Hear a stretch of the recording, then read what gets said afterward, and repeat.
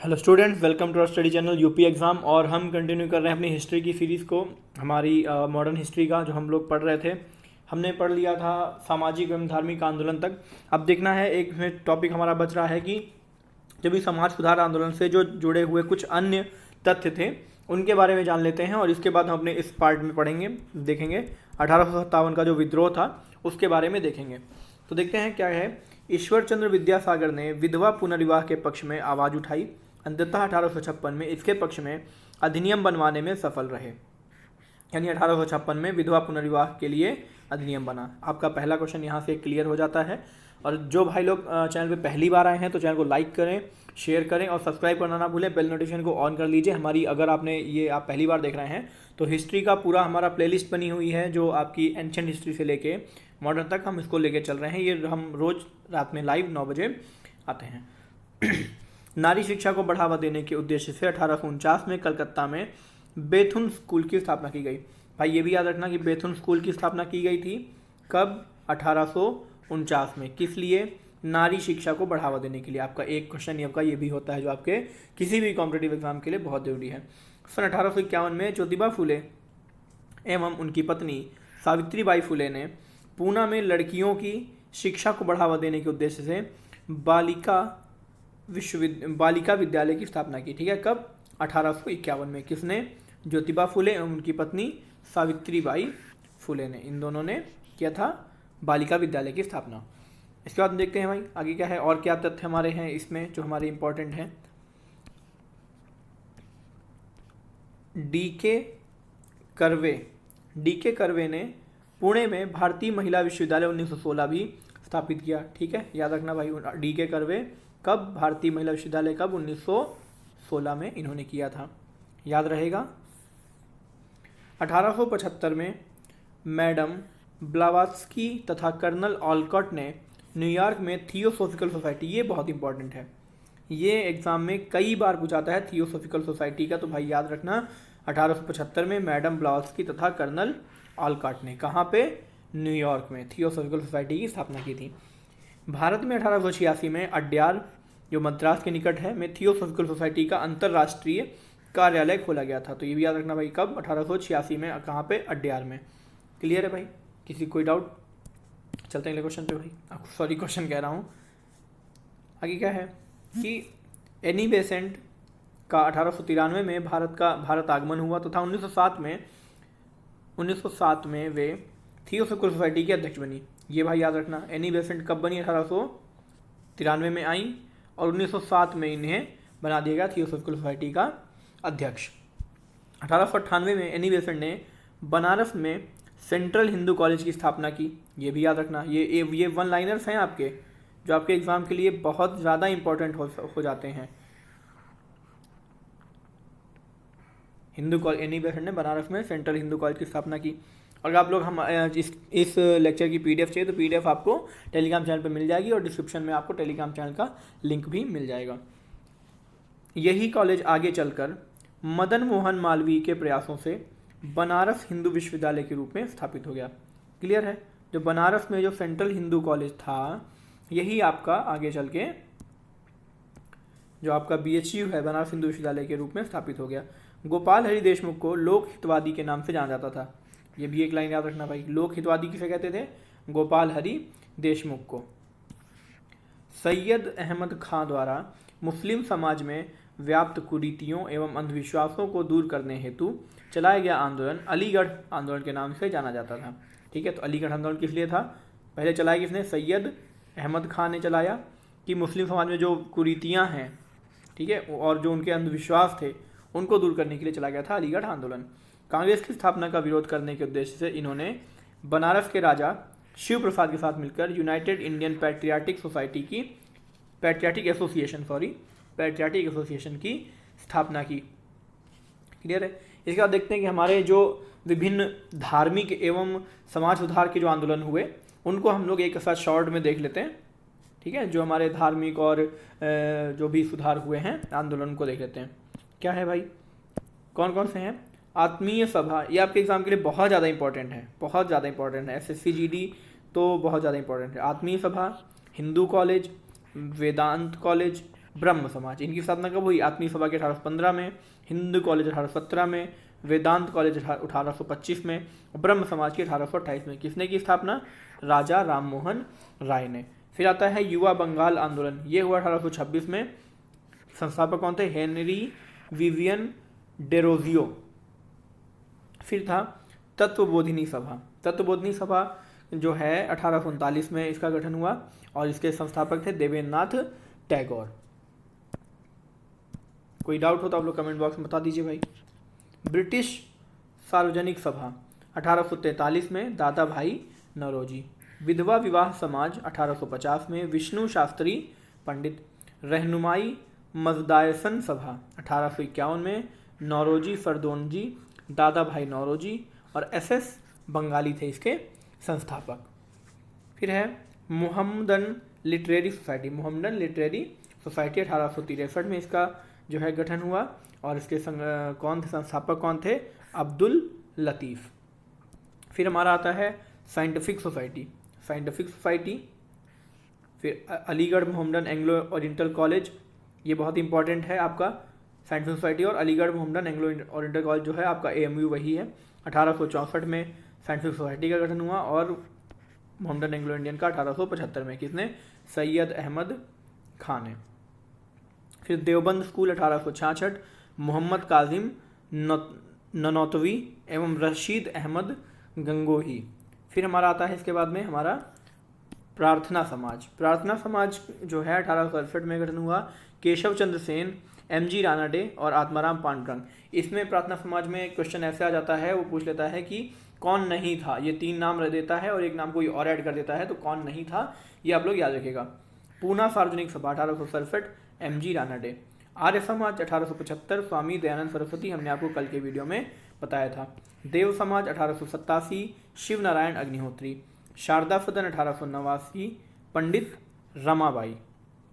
फिर है अहमदिया आंदोलन, ये बहुत इंपॉर्टेंट हो जाता है आपके हिस्ट्री के हिसाब से। अहमदिया आंदोलन लगभग 1889 और कौन था? गुलाम अहमद।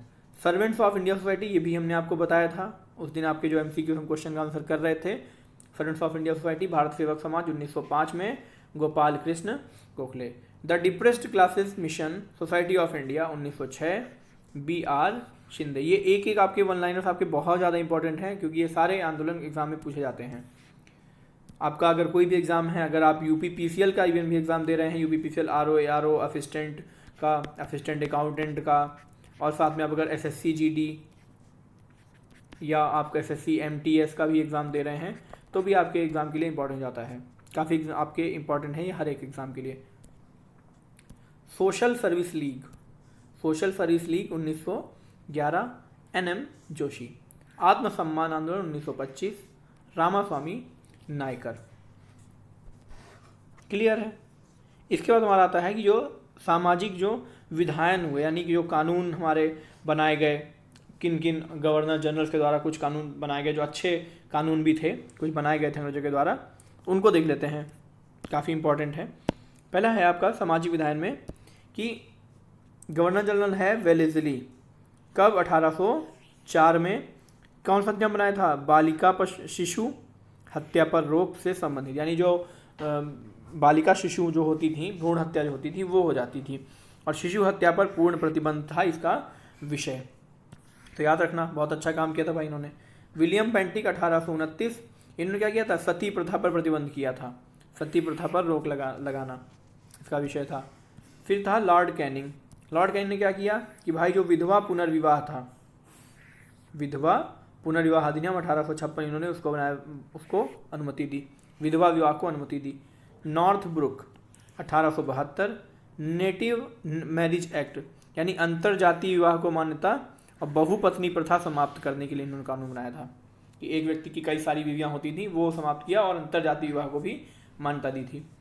फिर था Lansdowne 1891, age of consent act यानी लड़की की विवाह की जो आयु है ये न्यूनतम 12 वर्ष निर्धारित कर दी गई थी। इससे कम, क्योंकि हमारे यहाँ तो बाल विवाह हो जाता था, 5-6 साल में पैदा होते ही शादी कर देते थे, 3-4 साल के होते ही, तो 12 वर्ष जो है उसकी आयु को निर्धारित किया गया था। फिर आते हैं इरविन, इरविन ने क्या किया कि इरविन ने 1930 में शारदा एक्ट लाए। और इसमें क्या कहा कि जो लड़के के लिए विवाह की आयु की न्यूनतम 18 वर्ष तथा लड़कियों के लिए न्यूनतम 14 वर्ष जो है वो निर्धारित कर दी गई थी। तो ये सारे आपने पढ़ लिए हैं, आपके सामाजिक विधान जो भी थे आपकी, ये इंपॉर्टेंट है, इसमें इंपॉर्टेंट है। वेलेज़ली का तो बहुत ज़्यादा इंपॉर्टेंट है, वेलेज़ली और लॉर्ड कैनिंग का। इसके बाद में हम देखते हैं भाई हमारा 1857 का विद्रोह, जो कि आपकी हिस्ट्री का एक सबसे बड़ा इम्पॉर्टेंट और बढ़िया चैप्टर है, बहुत ज़्यादा इम्पॉर्टेंट है जो आपका। क्लियर है भाई? चलते हैं देखते हैं भाई 1857 क्रांति में क्या है। सन 1857 में उत्तर एवं मध्य भारत में ब्रिटिश शासन के खिलाफ एक सशक्त विद्रोह की शुरुआत हुई। कहाँ पे भाई देखना, उत्तर एवं मध्य भारत में। इस विद्रोह का तात्कालिक कारण बना भारतीय सैनिकों को प्रयोग हेतु दिए गए इनफील्ड राइफलों में चर्बी युक्त कारतूसों के प्रयोग को शुरू करना। इन कारतूसों में गाय एवं सुअर की चर्बी लगे होने की आशंका थी। गाय एवं सुअर की चर्बी थी, आप सबने पढ़ा होगा, बचपन में भी पढ़ा होगा। हालांकि 10 मई 1857 को मेरठ में इस विद्रोह की औपचारिक शुरुआत हुई, किंतु इससे पूर्व 29 मार्च 1857 को, देखो 10 मई को इसकी डेट रखी गई थी, लेकिन ये जो कांड हुआ चर्बी वाला, इसकी वजह से क्या हुआ कि 29 मार्च को ये चालू हो गया, इसीलिए फेल हो गया, पहले ही हो गया। बैरकपुर छावनी में 34वीं नेटिव इन्फेंट्री के सिपाही कौन, मंगल पांडे ने चर्बी युक्त कारतूस के प्रयोग के विरोध में अपने अधिकारी लेफ्टिनेंट बाग एवं ह्यूसन की हत्या करके विद्रोह का शंखनाद कर दिया। पहले ही यहाँ पे विद्रोह हो गया, उसी की वजह सब चीज़ें गड़बड़ होने लगी। 10 मई 1857 को विद्रोहियों ने मेरठ में अपने अधिकारियों की हत्या कर दी।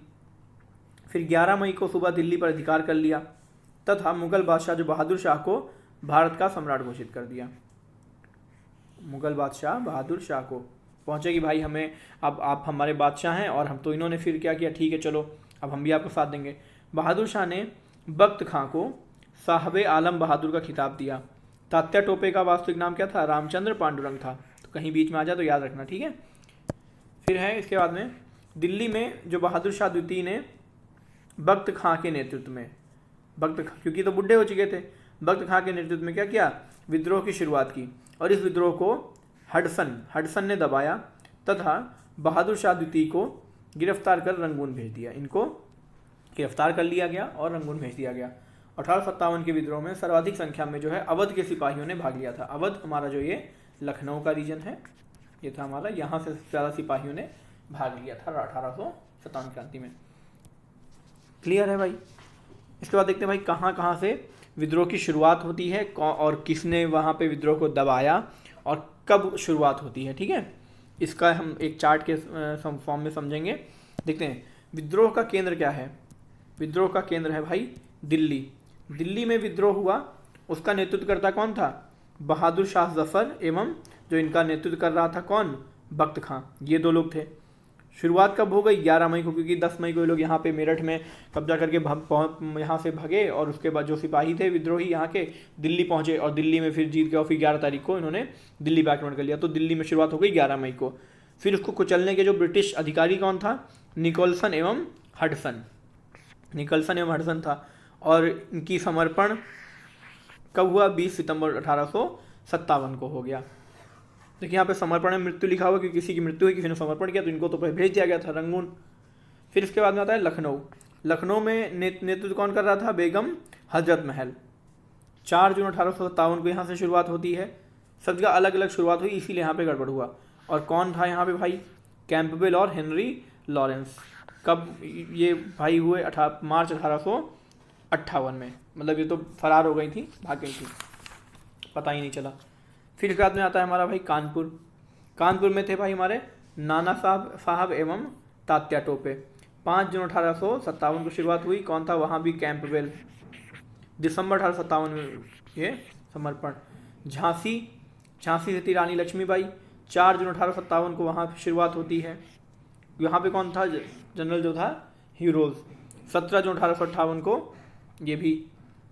फिर इलाहाबाद में होती है, इलाहाबाद में है लियाकत अली। ये नाम याद रखना, ये नाम और डेट तो इतनी इंपॉर्टेंट नहीं है, लेकिन शहर और किसने आंदोलन शुरू किया और किसने दबाया, ये 3 चीज़ें बहुत ज़्यादा इंपॉर्टेंट हैं आपके एग्ज़ाम के लिए। किसी भी एग्ज़ाम में यही 3 चीज़ें पूछी जाती हैं। लियाकत अली, और कौन था यहाँ पे, कर्नल नील था। जगदीशपुर में वीर कुंवर सिंह एवं अमर सिंह। 12 जून 1857 विलियम टेलर और विंसेंट आयर।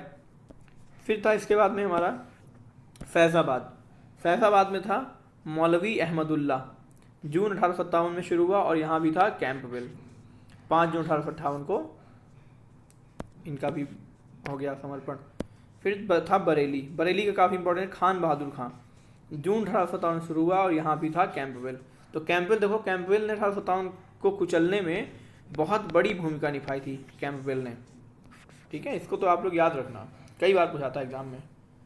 अब देखते हैं 1857 का विद्रोह जो फेल हुआ उसको कई लोगों ने अपने अपने मत दिए, किसी ने उसको राष्ट्रीय विद्रोह कहा, किसी ने सिपाही विद्रोह कहा, ठीक है, किसी ने कुछ और कहा। तो देखते हैं कि किस इतिहासकार ने क्या क्या उसको नाम दिया, क्योंकि एग्जाम में ये भी आपका पूछता है। 1857 से विद्रोह में मत थे कि भारत का प्रथम स्वतंत्रता संग्राम, ये कहा था वीडी सावरकर ने कि यह भारत का प्रथम स्वतंत्रता संग्राम है। डिजरायली ने कहा था कि एक राष्ट्रीय विद्रोह है। सर जॉन लॉरेंस एवं सीले ने कहा था कि पूर्णतया सिपाही विद्रोह है। अंग्रेजों के विरुद्ध हिंदू एवं मुसलमानों का षड्यंत्र, यह कहा था जेम्स आउटरम और डब्ल्यू टेलर ने। ये कई बार पूछाता है, जेम्स आउटरम और डब्ल्यू टेलर, इन्होंने कहा था कि यह अंग्रेजों के विरुद्ध एक हिंदू एवं मुसलमानों का षड्यंत्र है। और फिर कहा गया है कि बर्बरता तथा सभ्यता के बीच युद्ध, ये कहा था टी.आर. होम्स ने। धर्मांधों का ईसाइयों के विरुद्ध युद्ध, ये कहा था L.E.R. रीज ने। फिर था तथाकथित प्रथम राष्ट्रीय स्वतंत्रता संग्राम, न प्रथम, न राष्ट्रीय और न स्वतंत्रता संग्राम, इन्होंने कहा था, ये कहा था R.C. मजूमदार ने कहा था। क्लियर है। अब 1857 के रिवोल्ट पे कुछ पुस्तकें भी लिखी गई हैं, उन्हें भी देख लेते हैं क्या क्या हैं, कौन कौन सी। ये है पुस्तक 1857, इसके लेखक हैं S.N. सेन। फिर है the sipahi mutiny and the revolt of 1857, ये है R.C. मजूमदार की। फिर है civil rebellion in the Indian mutinies 1857 to 59, ये लिखा था S.B. चौधरी ने। फिर है the Indian war of independence 1857, यह है V.D. सावरकर, ये काफ़ी इंपॉर्टेंट है, एग्जाम में पूछा जा सकता है। The Indian war of independence 1857। फिर है द ग्रेट रिबेलियन, ये कहा था अशोक मेहता ने लिखी थी, अशोक मेहता ने। 1 नवंबर 1858 को इलाहाबाद में आयोजित दरबार में लॉर्ड कैनिंग ने महारानी की उद्घोषणा को पढ़ा, क्योंकि जब यहाँ पे क्या होता है कि जब 57 विद्रोह के बाद में कंपनी का शासन चला आता है सीधा क्राउन के अंडर में। विद्रोह की समाप्ति के बाद 1858 में ब्रिटिश संसद द्वारा पारित एक कानून के द्वारा भारत में शासक करने का अधिकार ईस्ट इंडिया कंपनी से लेकर ब्रिटिश साम्राट को दे दिया जाता है। यही जो हमने भी आपको बोला कि जो कंपनी का शासन है, मतलब कंपनी का शासन हट जाएगा, सीधा यहाँ पे क्राउन के तहत आ जाएगा, क्राउन के अंडर में। फिर चलते हैं भाई आगे क्या हुआ, देखते हैं 1857 के क्रांति के साथ साथ इसके बाद में या आगे पीछे भी कई और भी विद्रोह हुए। तो हम लोग तो बाकी सारे विद्रोह पढ़ लेते हैं, लेकिन इन विद्रोह बारे में नहीं जान पाते हैं, लेकिन ये बहुत ज़्यादा इंपॉर्टेंट है आपके एग्ज़ाम के पॉइंट ऑफ व्यू से। सबसे पहले है आपका सन्यासी विद्रोह, ये हम एक सीरीज में पढ़ेंगे कौन कौन सा कैसे कैसे होता गया। सन्यासी विद्रोह ये बहुत लंबा चला, 1763 से 1800। इनमें क्या, बंगाल में जो बेदखल किए गए किसान थे, राजाओं एवं नवाबों की विपरीत फौज के सिपाहियों द्वारा जमींदारों एवं धार्मिक नेताओं के नेतृत्व में शुरू किया गया ये एक विद्रोह था। प्रमुख नेता कौन था? प्रमुख नेता था इसके मजनू शाह। तो भाई याद रखना, नेता पूछता है और इनका टाइम नहीं पूछता है, लेकिन 3-4 क्वेश्चन देगा, 3-4 विद्रोह देगा और उस ये डाल देगा कि आपको इनको क्रम के हिसाब से उनको अरेंज करना है कि कौन सा कैसे हो। तो आपको टाइमिंग आपको पता होनी चाहिए कि ये कब हुआ है। तो नेता तो पता होना चाहिए, नेता कौन थे? मजनू शाह। बंकिम चंद्र चटर्जी द्वारा लिखित उपन्यास आनंद मठ में इस विद्रोह का उल्लेख है और राष्ट्रीय गीत वंदे मातरम को इस उपन्यास में सम्मिलित किया गया है। फिर आता है बाद में चुआर विद्रोह। चुआर विद्रोह होता है 1766 से 1816 तक, बहुत लंबा था कि बंगाल और बिहार क्षेत्र में यह विद्रोह जो था वहाँ पे चल रहा था। इसके नेता कौन थे? प्रमुख नेता ये थे जगन्नाथ। तो यही इंपॉर्टेंट है, इतना बहुत ज़्यादा डीप में उसमें नहीं जाना है। फिर आपको विद्रोह नेता कौन था, कहाँ किस एरिया में चल रहा था, उसका टाइमिंग क्या था। फिर है वेलुपंथी का विद्रोह। वेलुपंथी विद्रोह 1805 में। ये कहाँ था कि त्रावणकोर यानी केरल के तो दीवान वेलुपंथी द्वारा अंग्रेजों द्वारा दीवान की गद्दी छीन लेने तथा त्रावणकोर पर सहायक संधि लादने के विरोध में। यानी वेलुपंथी द्वारा शुरू किया गया था। क्यों? उनका दीवान का जो पद है वो अंग्रेजों ने छीन लिया था। सबके अपने अपने विद्रोह थे, इसलिए ज़्यादा विद्रोह जो है कारगर नहीं हो पाए, क्योंकि छोटे छोटे रीजन में अपनी अपनी मांगों को लेकर चल रहे थे। फिर था किट्टूर विद्रोह 24 से 29, 1824-29। ये था जब कर्नाटक के जो स्थानीय शासक थे उनकी मृत्यु के पश्चात क्या हुआ कि जो उत्तराधिकार कानून को ये अंग्रेज मान नहीं रहे थे, ठीक है, तो उन्होंने क्या किया कि उसी के चक्कर में यहाँ पे हुआ इनका विद्रोह। और कर्नाटक के दिवंगत राजा की जो विधवा चेन्नम्मा थी, इन्होंने ये शुरू किया था, चेन्नम्मा द्वारा। फिर था गडकरी विद्रोह 1844 में। ये कहाँ हुआ? ये हुआ महाराष्ट्र के कोल्हापुर में। मराठों के किले में कार्यरत कर्मचारियों के द्वारा बढ़े हुए भू राजस्व के विरुद्ध। भू राजस्व बहुत ज़्यादा बढ़ गया था, तो इसलिए इन्होंने विद्रोह कर दिया। फिर आता है इसके बाद में रामोसी विद्रोह। रामोसी विद्रोह 1822 में। इसमें भी क्या था? इसमें था कि जो मराठा सेना में जो कार्यरत सैनिक थे उनके द्वारा मराठा राज्य का जो पतन के बाद जो बढ़े हुए कर था, उसी कर के विरोध में ही ये आपका विद्रोह हुआ। और उमा जी के नेतृत्व में पुनः 1825 से 26 विद्रोह हुआ अकाल और अन्य के अभाव के कारण। देखो ये तो 44 में हुआ, 22 में हुआ, तो मतलब ये महाराष्ट्र के एरिया में ही चल रहा था, क्योंकि मराठा तो अब तक खत्म हो चुके थे। चलते हैं अगले में। और इसके बाद हुआ फिर हमारा आता है भील विद्रोह। भील विद्रोह जो है ये महाराष्ट्र में कृषि से संबंधित करों के कारण राजस्थान में, और मोतीलाल तेजावत जो है इसके प्रमुख नेता थे, ठीक है। वही कृषि संबंधित करों के कारण था, कहाँ पे? महाराष्ट्र में और राजस्थान में 1920 के दशक में। फिर आता है कोल विद्रोह। ये काफ़ी इंपॉर्टेंट है। ये झारखंड के रांची, सिंहभूम, हजारीबाग, पलामू आदि जिलों में बुद्धो भगत के नेतृत्व में चल रहा था। फिर आता है संथाल। ये बहुत ज़्यादा इंपॉर्टेंट है। संथाल और मुंडा तो बहुत इंपॉर्टेंट है। संथाल विद्रोह भी बोलते हैं और हुल विद्रोह भी बोलते हैं इसी को। 1855 से 56। ये भागलपुर से जो राजमहल की पहाड़ियों के बीच में यानी दामने कोह का क्षेत्र जो इसे बोलते हैं उसमें घटित हुआ। और सिद्धू और कान्हू इसके नेता थे। ये कई बार पूछा गया है भाई, सिद्धू और कान्हू बहुत बार पूछा गया है एग्जाम में, एक बार नहीं कई बार पूछा गया है। फिर आता है मुंडा विद्रोह। इसे उलन गुलान भी बोलते हैं, उलन गुलान, 1893 से 1900। प्रारंभ में मुंडा आदिवासियों की पारंपरिक भूमि व्यवस्था जो थी खुटकट्टी व्यवस्था, इसके परिवर्तन के विरुद्ध चालू हो गया था। और आगे चलकर जो है बिरसा मुंडा ने फिर इसे एक राजनीतिक धार्मिक आंदोलन का रूप दे दिया था, बिरसा मुंडा ने। इनको तो कई लोग वहाँ पे अपना भगवान भी मानते हैं, मुंडा को, ठीक है। फिर है भाई ताना भगत आंदोलन। ताना भगत आंदोलन 1914 से 15 कहाँ पे? छोटा नागपुर का क्षेत्र जो है, और दिकुओं यानी जो बाहरी लोग थे उनके हस्तक्षेप के विरुद्ध हुआ था, जिसमें उरांव जनजाति के जतरा भगत तथा बलराम भगत द्वारा। क्लियर है।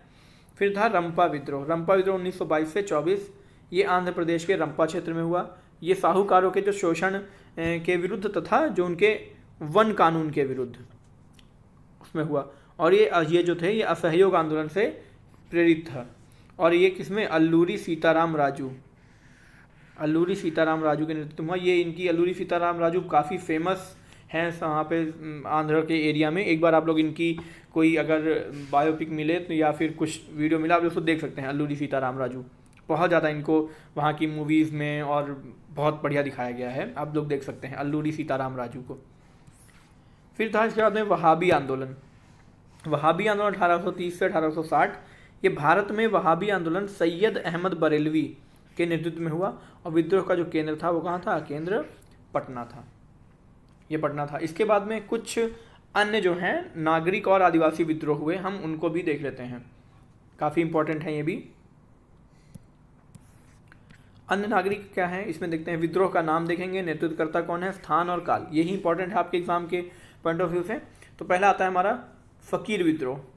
फ़कीर विद्रोह नेतृत्व कर रहे थे मजनू शाह, कहाँ था? बंगाल में, 1776 से 77। फिर था रंगपुर विद्रोह, इसके नेतृत्व करता थे धीरज नारायण, बंगाल में, 1783। पागलपंथी विद्रोह, ये काफ़ी इंपॉर्टेंट है, एग्जाम में कई बार पूछा गया है। पागलपंथी विद्रोह नेतृत्व करता थे टीपू शाह, कहाँ था? बंगाल में। देखिए मैक्सिमम जो भी विद्रोह हुए हैं वो मैक्सिमम बंगाल में ही हुए हैं, 1813 से 1831। फिर आता है इसके बाद में पाइका विद्रोह। पाइका विद्रोह बख्शी जगबंधु विद्याधर, ये कहाँ हुआ? उड़ीसा में हो रहा था, 17 से 25। फिर था फरेजी विद्रोह, दादू मियाँ, काफ़ी इंपॉर्टेंट है। फरेजी विद्रोह कई बार पूछा गया है किसके नेतृत्व में हुआ, तो भाई दादू मियाँ नाम याद रखना, आप लोग इनको याद कर लीजिएगा, एग्जाम में कई बार पूछा जाता है। ये बंगाल में 1838 से 57। अहोम विद्रोह, ये भी बहुत बार पूछा गया है एग्जाम में। अहोम विद्रोह गोमधर कुंवर, असम में चल रहा था, 1828 से 33। फिर तक खासी विद्रोह तीरथ सिंह, जयंतिया पहाड़ियाँ जो मेघालय का एरिया है वहाँ पे, 1830 से 33। खासी विद्रोह काफ़ी इंपॉर्टेंट है। ये तीन, फरेजी, अहोम और खासी, ये काफ़ी इंपॉर्टेंट है। फिर है कूका, कूका विद्रोह, ये था भगत जवाहरमल एवं राम सिंह कूका, इसके जो है नेतृत्व करता थे, और पंजाब में चल रहा था 1840 से 1872 तक। फिर आता है मणिपुर विद्रोह, ये था जैदोनांग एवं रानी गैंडिल्यू, ये था मणिपुर में 1920 से 1935 तक ये हमारा चला था। इसके बाद हमारा आता है, हमने भी पढ़ लिया कि जो नागरिक विद्रोह देख लिए कि भाई ये तो थे नागरिक और आदिवासी। अब हम देखते हैं कि जो किसान विद्रोह आंदोलन थे, है ना, क्योंकि किसान वाले तो बहुत इंपॉर्टेंट है भाई एग्जाम के लिए। किसान आंदोलन में अगर सबसे पहले बात की जाए तो सबसे जो बड़ा विद्रोह नाम माना जाता है वो है हमारा नील विद्रोह, जो बंगाल में हुआ था, नील विद्रोह जिसे हम कहते हैं। संबंधित तथ्य क्या है भाई, देख लेते हैं इसमें कि हिंदू पैट्रियार्ट के संस्थापक जो हरीश चंद्र मुखर्जी द्वारा इस आंदोलन से जुड़े। देखो याद रखना, हिंदू पैट्रियार्ट के संस्थापक कौन थे? हरीश चंद्र मुखर्जी, एक लाइन आपकी यहाँ से क्लियर हो गई। और ईसाई मिशनरियों ने भी नील आंदोलन का समर्थन किया।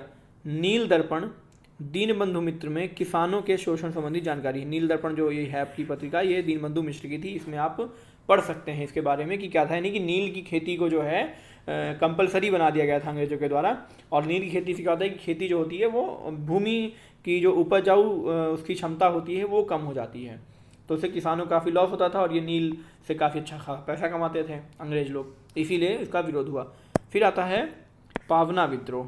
पावना विद्रोह में क्या होता है कि ये भी हमारा बंगाल में ही चल रहा था, यूसुफ शाही परगना, 1873 से 76। इसमें क्या था कि जमींदारों की जो लगान था उन्होंने अपनी दरों को बढ़ा दिया, यानी उसके रेट बढ़ा दिए, ठीक है, और जो काश्तकार थे उनको उनकी ज़मीन के अधिकारों से वंचित कर दिया था, तो इस वजह से यह विद्रोह भी चालू हो गया। परिणाम क्या हुआ कि 1885 में जो बंगाल काश्तकारी अधिनियम है फिर वो पारित करना पड़ा था, ठीक है। फिर क्या हुआ, इसके बाद में आता है हमारा दक्कन विद्रोह। दक्कन विद्रोह भाई, दक्कन का है तो साउथ में होगा, तो महाराष्ट्र में पूना एवं अहमदनगर जिला जो है 1875 में। और ये कहाँ हुआ? ये भी हुआ साहूकारों के विरुद्ध हुआ, किसानों का था, ठीक है, साहूकारों के विरुद्ध किसानों का विद्रोह था। परिणाम क्या हुआ कि दक्कन कृषक राहत अधिनियम 1879, यह फिर इनको एक अधिनियम पारित करना पड़ा अंग्रेजों को। इसके बाद में हमारा आता है दक्कन के बाद में फड़के आंदोलन। फड़के आंदोलन हमारा महाराष्ट्र में 1879 में वासुदेव बलवंत फड़के इसके नेता थे, इनके नेतृत्व में हुआ, किसमें? किसानों का हुआ सरकार के विरुद्ध। इसका मुख्य कारण क्या था कि जो अकाल से उत्पन्न जो परिस्थिति थी, ठीक है, और जो राणा जी द्वारा धन के बहिर्गमन से संबंधित दिया गया जो व्याख्यान था, ठीक है।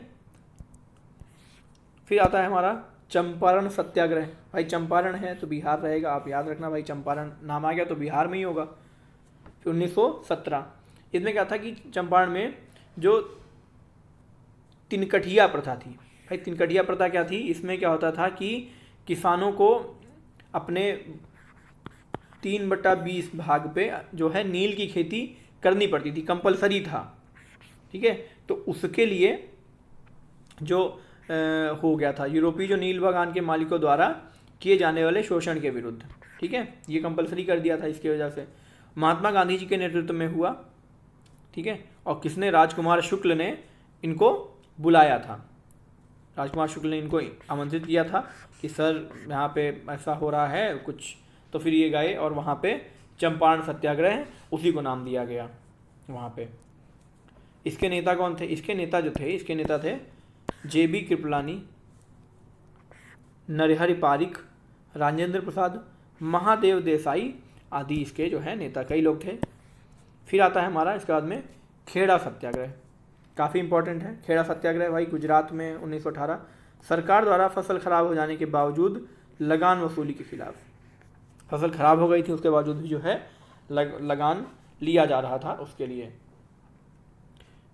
फिर आता है, आप लोग इसके लिए लो लगान मूवी है उसको देख सकते हैं, कुछ काफ़ी हद तक उससे रिलेट किया गया है इसको। गांधी जी का तथा वल्लभ भाई पटेल और इंदुलाल याग्निक आदि इसके नेता थे। फिर खेड़ा सत्याग्रह के बाद आता है भाई मोपला विद्रोह। ये हुआ भाई केरल में, मालाबार तट, 1991। इसमें क्या था, भाई जो भूस्वामी थे उन्हीं के अत्याचार के विरुद्ध, भाई किसानों के पास जमीन तो थी नहीं, उनके जो जमींदार साहूकार होते थे उन्हीं के पास होती थी, तो उन्हीं के अत्याचार के विरुद्ध किया उन्होंने। और मोपला क्या था, मोपला जो थे मालाबार के मुस्लिम किसान थे, ठीक है, तो इन्होंने विद्रोह किया था। महात्मा गांधी, अबुल कलाम आज़ाद और शौकत अली द्वारा इनको फिर समर्थन दिया गया था। फिर था पुनप्रवायालार आंदोलन, यानी त्रावणकोर में हुआ था। जमींदार और शासक के अत्याचार के विरोध में कम्युनिस्टों द्वारा इस आंदोलन के कारण त्रावणकोर का भारत में विलय हुआ। इसी आंदोलन के कारण जो है त्रावणकोर जो है वो भारत में आ गया। फिर उसके बाद आता है भाई तेभागा आंदोलन, ये काफ़ी इंपॉर्टेंट है। तेभागा बहुत ज़्यादा इंपॉर्टेंट हो जाता है आपकी हिस्ट्री में। इसमें क्या था कि जो बटाईदारी व्यवस्था थी इसके विरुद्ध था, और कंपाराम और भवन सिंह जो है इसके नेतृत्व थे, मतलब इसके नेता थे। तो भाई तेभागा आप लोग डेट याद रख लिए, क्योंकि ये आज़ादी के बहुत पास में ना, इसीलिए इसको काफ़ी आप याद कर सकते हो, और कई बार एग्जाम में पूछा गया है तेभागा आंदोलन। फिर आता है तेलंगाना आंदोलन। तेलंगाना आंदोलन 1946 से 1951। और ये क्या हुआ, द्वितीय विश्व युद्ध के समय निज़ाम द्वारा किसानों से कम दाम पर अनाज वसूलने के विरोध में हो गया था, और इसके कारण एक बड़े कृषक जो है छापामार युद्ध की शुरुआत हो गई थी। छापामार जो युद्ध होता था वो यहाँ से शुरू हुआ। तो आज के लिए इतना ही। उम्मीद करता हूँ आपको वीडियो पसंद आया होगा। अगर वीडियो पसंद आया है तो वीडियो को लाइक कर दीजिए, शेयर कर दीजिए, और अगर चैनल पर नए हैं तो सब्सक्राइब कर लीजिए। और फिर हम मिलते हैं कल अगले वीडियो में, और तब तक भी 9:30 बजे आपकी जो क्विज़ है वो शुरू हो जाएगी। आप लोग उस पर जुड़ें, कहीं जाइएगा नहीं। Thank you, take care, bye bye.